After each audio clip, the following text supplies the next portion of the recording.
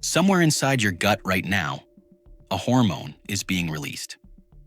An entire class of weight loss medication was built specifically to imitate it.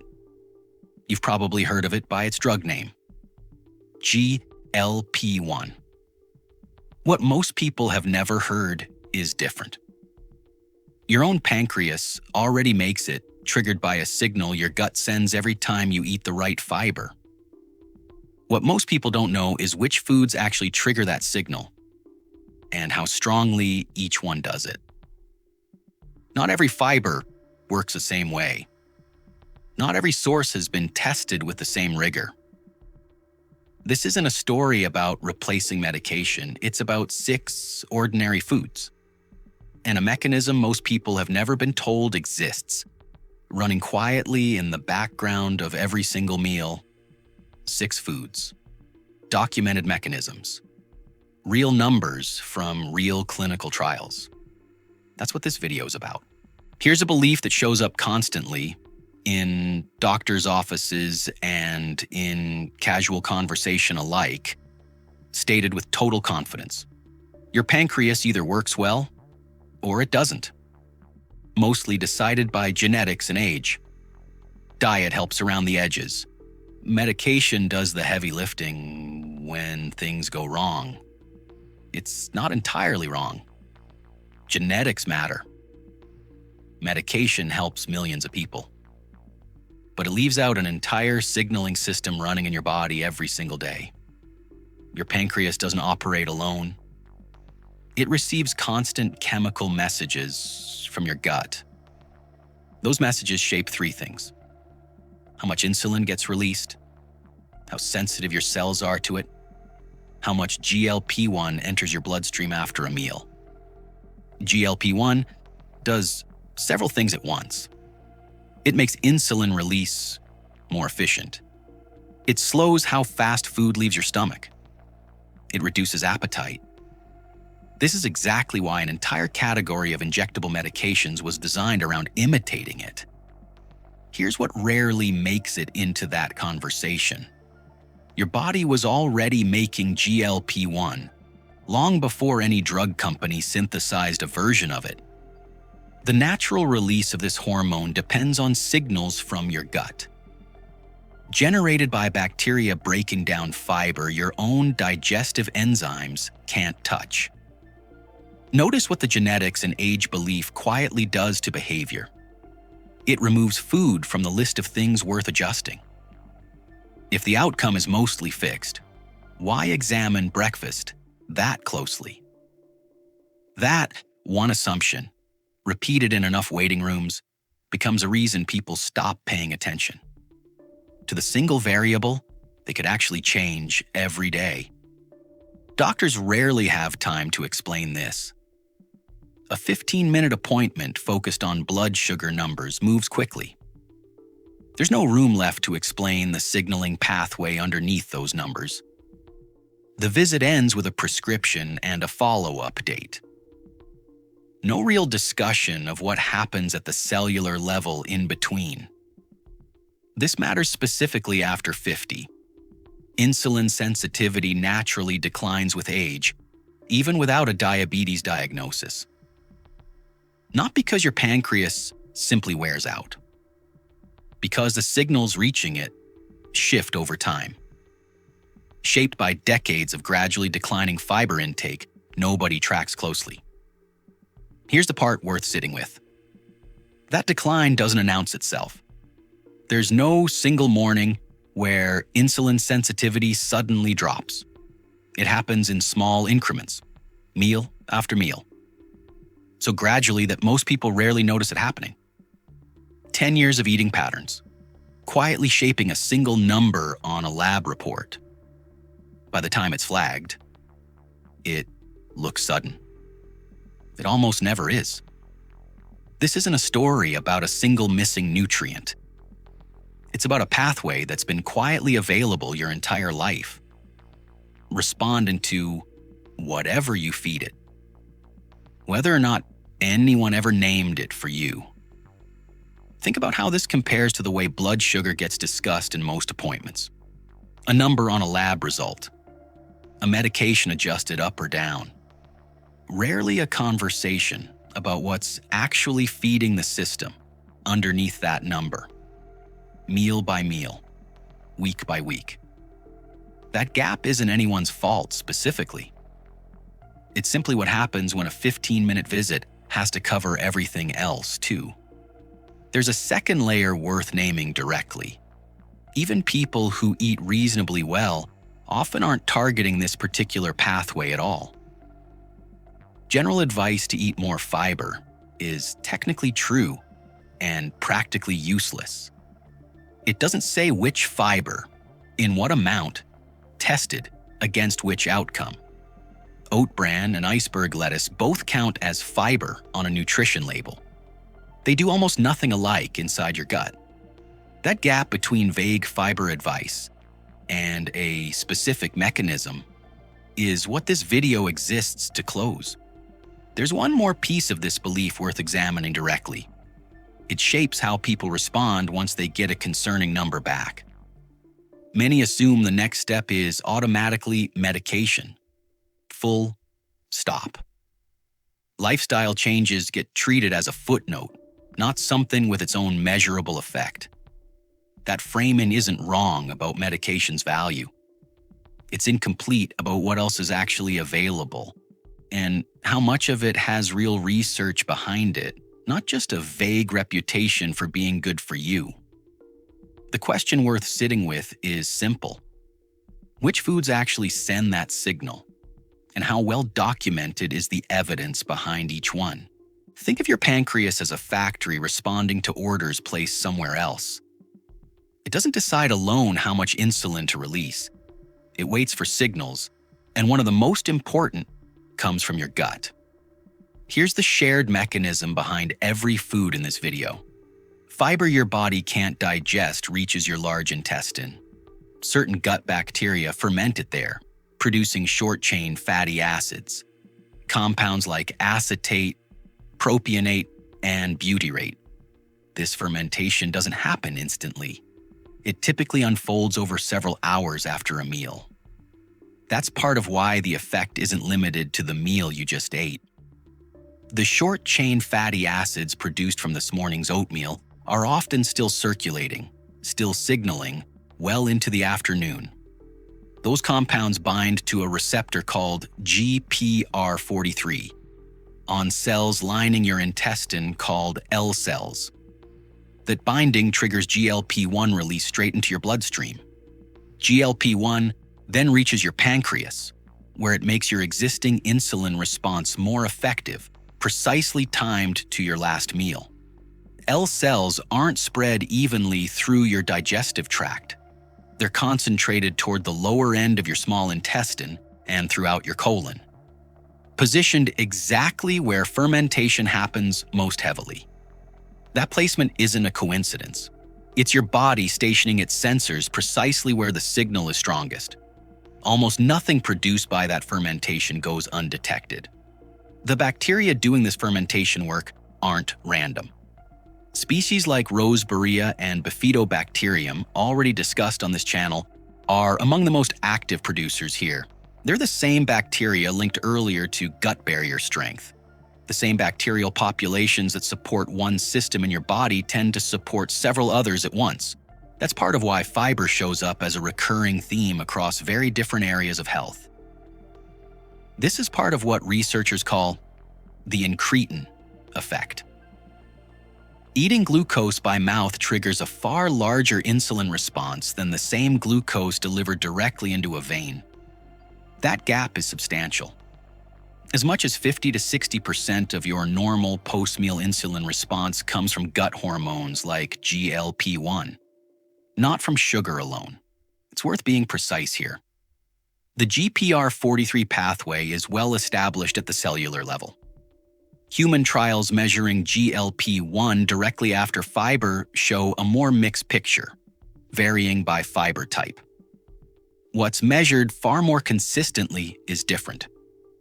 The downstream effect on blood sugar and insulin resistance itself, in real trials, over real weeks, with real numbers at the end. Not every fiber does this equally well. Insoluble fiber, the kind that adds bulk and speeds digestion, mostly passes through without much fermentation at all.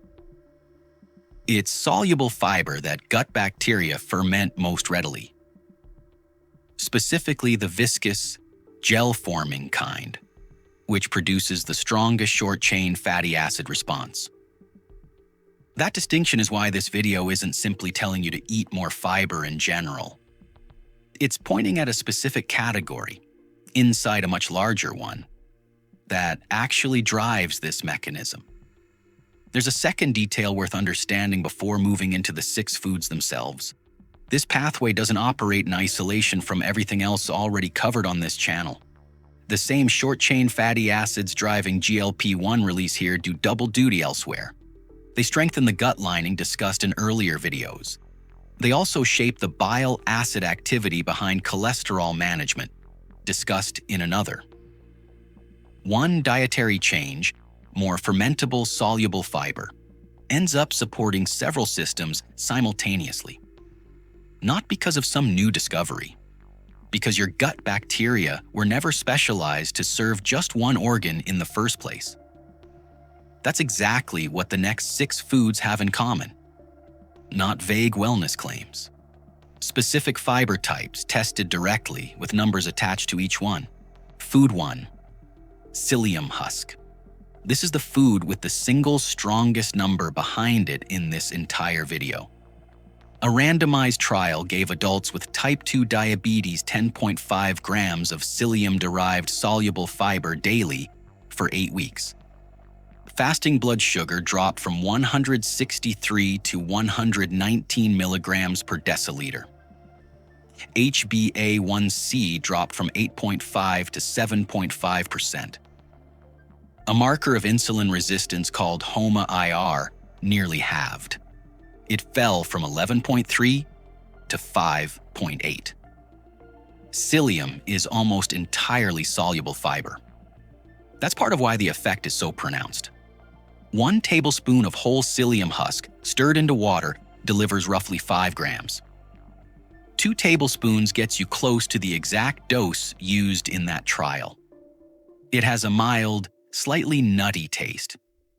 It thickens any liquid within minutes, forming the same gel-like structure that slows digestion and feeds the bacteria this entire mechanism depends on. It's also one of the most concentrated sources on this list. A single tablespoon does more, gram for gram, than most whole foods manage in an entire serving.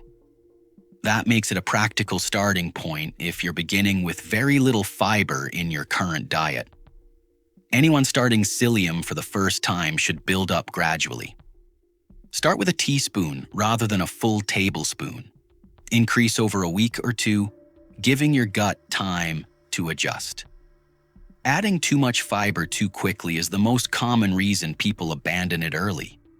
They mistake a temporary adjustment period for the fiber simply not agreeing with them. This isn't the first time psyllium has appeared on this channel either. The same soluble fiber discussed here for its effect on cholesterol through bile acid binding is doing double duty. One fiber source, 2 separate mechanisms, both converging on the same grocery store staple.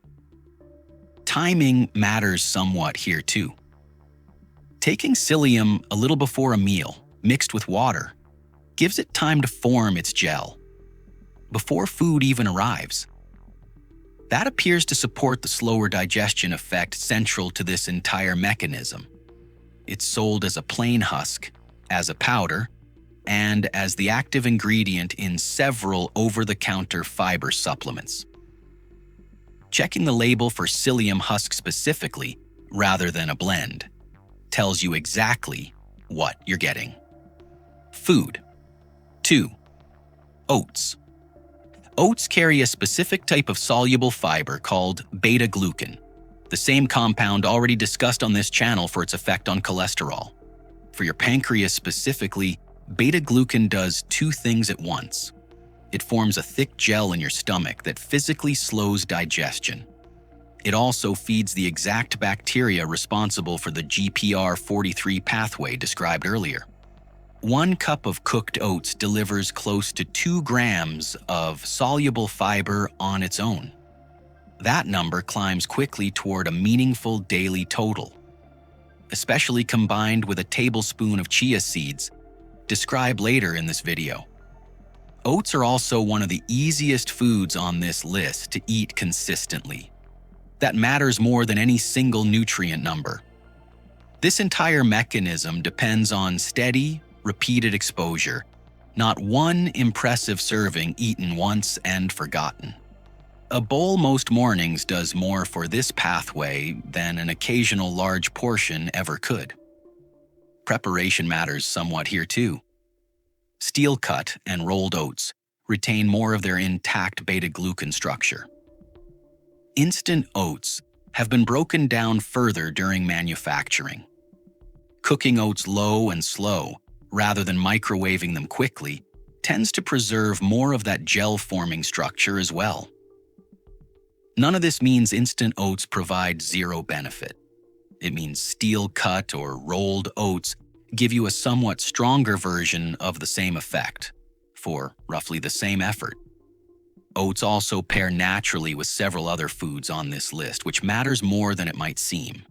A bowl of oats topped with berries and a tablespoon of chia isn't 3 separate small efforts. It's 3 fermentable fiber sources reaching your gut bacteria in the same sitting. Feeding the same GPR43 pathway from 3 directions at once. In a breakfast, most people could make without changing their morning routine at all. Food 3. Barley. Barley contains more beta-glucan than almost any other cereal grain. A randomized placebo-controlled trial tested this directly. 50 adults, mean age 56, with fasting glucose already in the pre-diabetic range. Participants drank a beverage containing 3 or 6 grams of barley beta-glucan daily for 12 weeks. The study was designed specifically to test whether that soluble fiber favorably shifted glucose and insulin metabolism.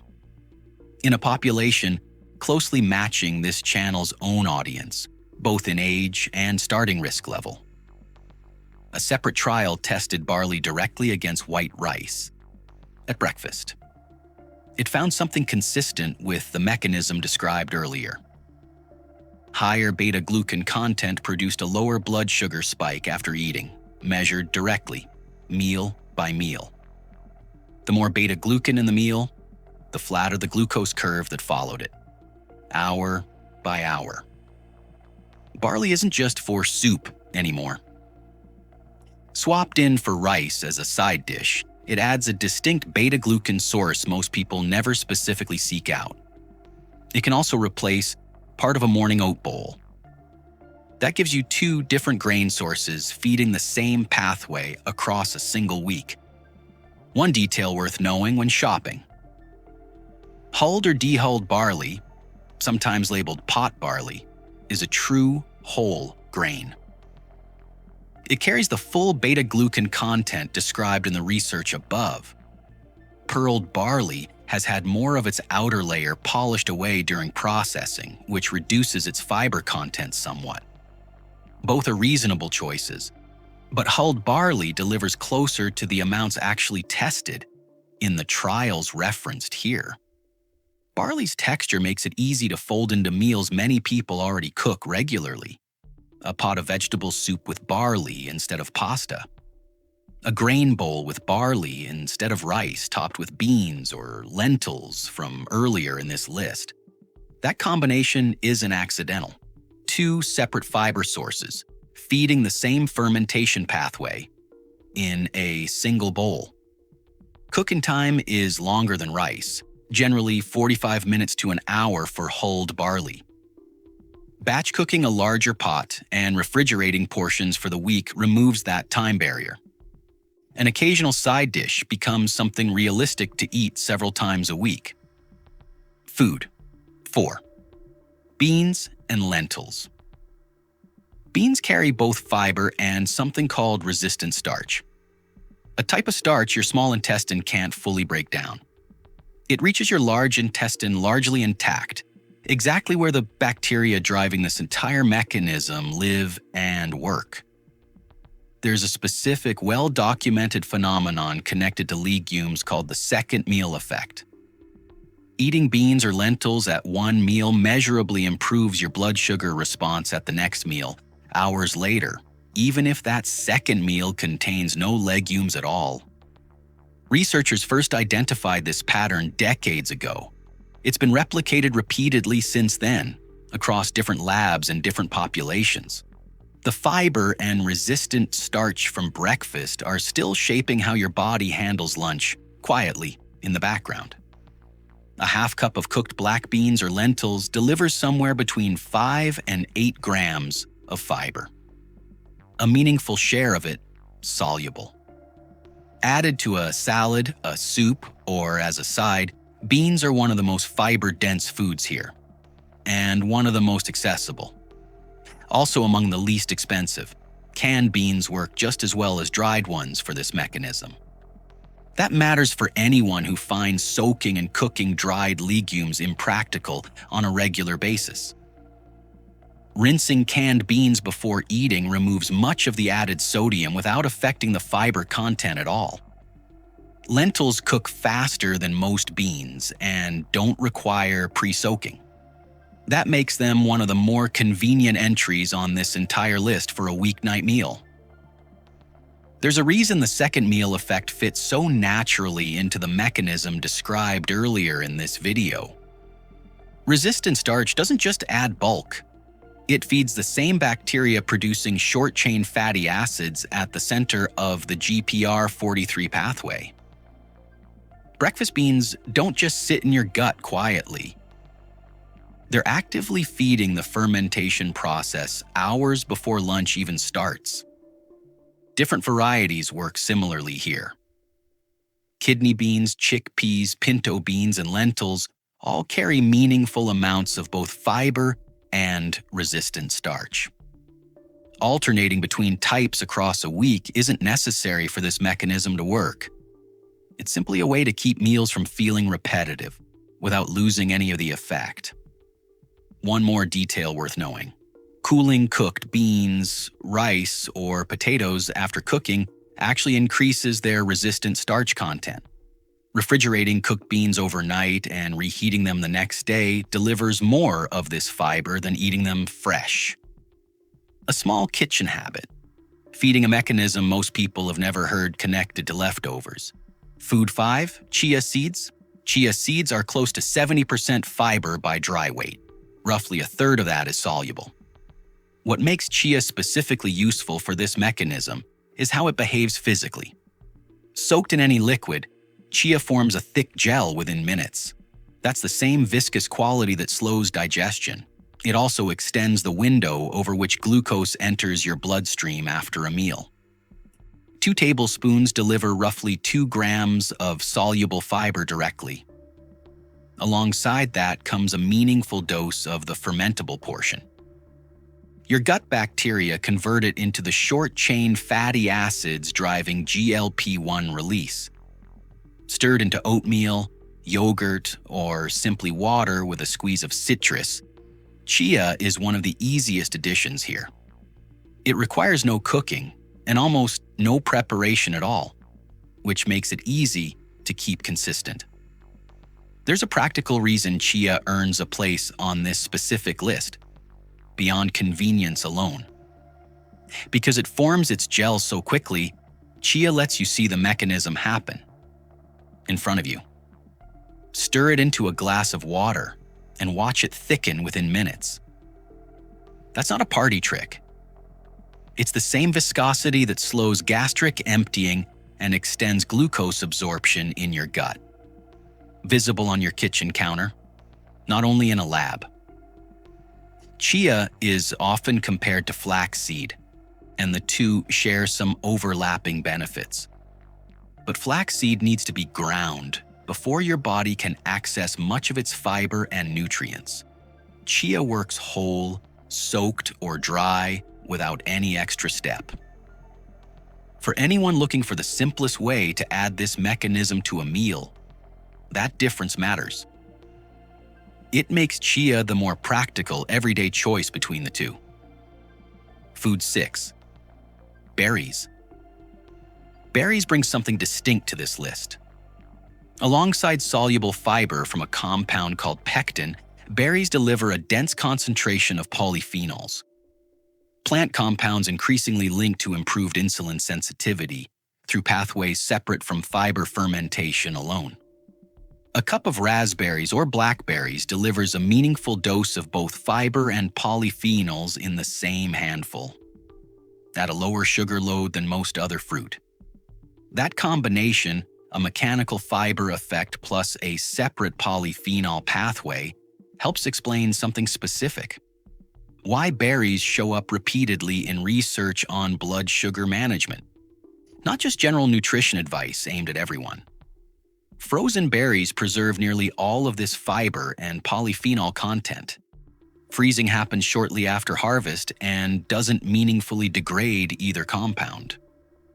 That makes berries one of the few foods here where frozen is a genuinely equivalent choice to fresh. Often less expensive too, and available year-round, not a compromise at all. Not all fruit behaves the same way here, and that distinction matters. Bananas, grapes, and tropical fruit carry more natural sugar per serving, with comparatively less fiber and fewer polyphenols to offset it. Berries flip that ratio. They deliver more fiber and more polyphenols for less sugar than almost any other fruit on a grocery shelf. The polyphenol pathway deserves a closer look because it works differently than fiber fermentation. Polyphenols don't depend entirely on gut bacteria breaking them down first. They appear to act more directly on insulin signaling pathways themselves. That's alongside whatever additional effect they have on the bacteria producing short-chain fatty acids. Two separate mechanisms, working through the same handful of berries. Combining berries with other foods on this list compounds the effect further. Stirred into oatmeal alongside a spoonful of chia, berries turn a single breakfast into 3 fermentable inputs, all feeding this pathway at once. That kind of stacking doesn't require any special planning. It simply means reaching for foods already on this list, together, rather than one at a time. Here's the detail worth sitting with. Across all 6 of these foods, none of them, individually, matches a prescription medication in strength. What the research actually shows is different, and arguably more useful. 6 separate ordinary foods, each feeding the same underlying pathway, each tested independently, each pointing the same direction. Stacked across a single week, that's not 6 small effects sitting in isolation. That's one consistent signal, reinforced meal after meal, day after day. There's a reason this channel keeps building toward the same underlying idea. Video after video, regardless of which organ that week's title mentions. This connects directly to territory already covered here. The video on cholesterol discussed gut bacteria producing bile acids that pull cholesterol out of your bloodstream. The video on eggs discussed how gut bacteria determine whether choline turns into a compound linked to cardiovascular risk. This video adds a third mechanism, working through a different hormone entirely, running through the exact same organ system underneath all of them. It's worth being precise about what 6 foods can and can't claim. None of these replace a prescription GLP-1 medication. This video isn't suggesting they should. What the evidence supports is narrower, and still genuinely useful. Specific, well-documented foods that feed a real biological pathway, tested independently with real numbers behind several of them. It's also worth naming what this video hasn't done. It hasn't tested all 6 foods together, in one combined trial against a placebo. Each food's evidence comes from its own separate research. Stacking them across a week is a reasonable extension of that evidence. It's not a claim proven in exactly that combined form. That distinction matters. even when the underlying logic is sound. This channel isn't interested in calling any single food natural Ozempic. That phrase oversells a real mechanism. It turns something genuinely useful into something it hasn't been proven to fully replicate. What's actually true is quieter and more durable. Your gut has been running this signaling pathway your entire life, responding to whatever you feed it. Whether or not anyone ever explained the mechanism to you before today, it's also worth being honest about what this pathway can't fix on its own. Someone already managing significant insulin resistance or already on medication for it shouldn't expect 6 foods to replace that care. What this mechanism offers is different. A way to support the same system your medication or your doctor's guidance is already working on, not a shortcut around either one. Bringing a specific list like this into a conversation with your own doctor tends to help. It produces a sharper conversation than a vague question about diet ever could. There's also a question worth asking. Why does this mechanism get so little attention, given how well documented parts of it are? Part of the answer is simply timing. Much of this research has accumulated steadily over the past 2 decades. Spread across nutrition journals most people never read, and clinicians rarely have time to review in full. It isn't hidden. It's scattered and rarely assembled into one place someone can actually use. Consider how this fits into the larger pattern this channel keeps building: bile acids and cholesterol, choline and cardiovascular risk, now fiber and insulin signaling across 6 distinct foods, different compounds, different organs, one shared thread running underneath every single one of them. That thread isn't a coincidence, and it isn't limited to these 3 examples. It's the same reason this channel keeps returning to the gut, one organ system at a time. It's worth pausing on one more distinction, because it separates a genuinely useful video from an overselling one. Nothing in this breakdown claims that fiber alone reverses diabetes, or eliminates the need for medical care someone might already be receiving. What the evidence supports is more modest and arguably more trustworthy for exactly that reason. A well-documented pathway, feedable through specific, ordinary food choices, working alongside whatever care a person already has in place, not instead of it. If this breakdown gave you 6 specific foods and a mechanism to understand, follow this channel. New videos connecting research exactly like this arrive every few days. There's one more piece of this worth returning to before this closes. Go back to where this video started. A hormone your own pancreas already makes, triggered by a signal from your gut. The same hormone an entire category of medication was built to imitate. You now know 6 specific ways to send that signal more consistently. Psyllium, with the single strongest clinical number in this video. Oats, easy, and daily. Barley, tested in adults matching this channel's own audience almost exactly. Beans and lentils, with an effect that reaches into your next meal, not just the one in front of you. Chia, requiring no preparation at all. Berries, adding a second pathway beyond fiber alone. None of this replaces medication or medical guidance you're already following. If anything, it gives you something more useful to bring into that conversation. 6 specific, ordinary additions, each backed by real research. Not a single vague instruction to eat better and nothing else. There's something worth sitting with here, beyond the 6 foods themselves. For years, blood sugar management got reduced to 2 options in most conversations: medication or vague advice about eating healthier. This video was never about choosing between those 2 things. It was about a third piece of the picture, running quietly in your gut, rarely mentioned in either conversation.